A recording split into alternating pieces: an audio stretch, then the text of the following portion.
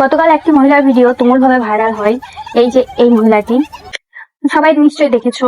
আর এর ভিডিও যখন আমি প্রথম দেখি তখন আমি সত্যিই খুব দুঃখ প্রকাশিত করি, কারণ ইনি হয়তো গরিব মানুষ বলে এরকম করে হাউমাউ করে রাস্তায় পড়ে কাঁদছে। তারপর কিছুক্ষণ ভিডিও স্ক্রল করতে করতে এই কমেন্টটাও আমি দেখি।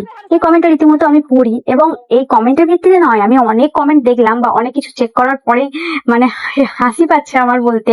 ইনি লিখেছেন, আমিও জানি ওনার সম্বন্ধে। ওনার ছেলে জন্মদিন পালন করেছিল মদন মোহন রেস্ট হাউসে ভাড়া নিয়ে। তখন এমএলএ তন্ময় ঘোষ তৃণমূলের বড় বড় নেতা ইনভাইট করেছিল। তাহলে বুঝে নিন তিনি একজন তৃণমূলের সদস্য। এনার ছেলে ইঞ্জিনিয়ার, বাইরে চাকরি করে, স্যালারি মোটামুটি 80,000, আর স্বামী পেয়েছেন নাকি রাষ্ট্রপতি পুরস্কার। তাহলে আপনারাই বলুন তো, ইনি কি অন্নপূর্ণা ভান্ডার পাওয়ার যোগ্য?